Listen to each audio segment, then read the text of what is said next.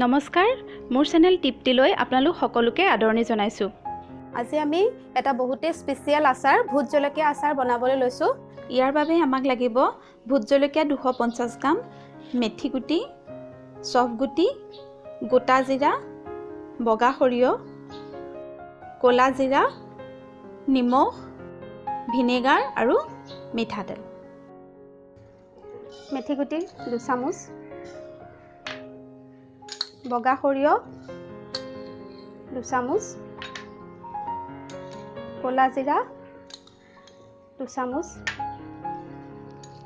চফ গুটি 2 চামুচ, জিৰা গুটি 2 চামুচ। এয়া আমি অলপ ভাজি ল'ম।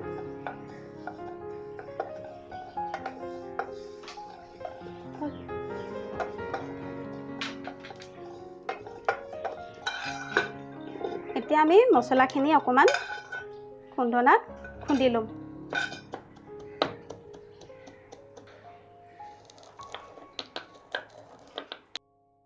এতিয়া আমি জলকীয়া আৰু ভিনেগাৰ 2 কাপ দি জলকীয়াখিনি এটা পেষ্ট বনাই ল'ম।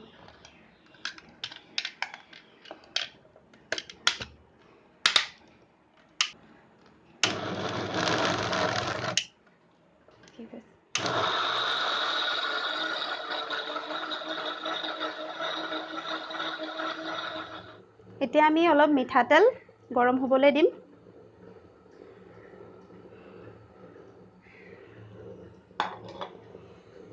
তেলখিনি গৰম কৰি আমি অলপ দেৰি ঠাণ্ডা হ'বলৈ ৰাখি থ'ম।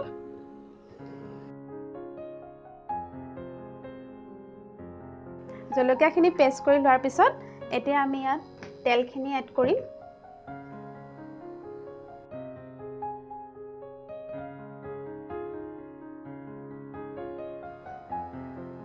মছলাখিনি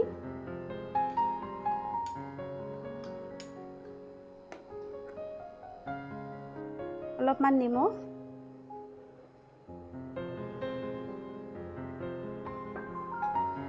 ভালদৰে মিক্স কৰিম। এয়া আমাৰ ভূত জলকীয়া আচাৰ ৰেডি হৈ গ'ল। ইয়াক আমি এতিয়া ভালদৰে বটলত ভৰাই থৈ দিম। আচাৰখিনি এনেদৰে বটলত ভৰাই লৈ মাজে মাজে ৰ'দত দি থাকিলে ই বহু দিনলৈকে ভাল হৈ থাকিব। ভিডিঅ'টো চোৱাৰ বাবে আপোনালোক সকলোলৈ ধন্যবাদ থাকিল। যদি আপোনালোকৰ আমাৰ ভিডিঅ'টো চাই ভাল লাগিল তেতিয়াহ'লে লাইক, শ্বেয়াৰ আৰু কমেণ্ট কৰিবলৈ নাপাহৰিব। আৰু নতুন নতুন ৰেচিপিৰ বাবে আমাৰ চেনেলটো ছাবস্ক্ৰাইব কৰিবলৈ নাপাহৰিব কিন্তু।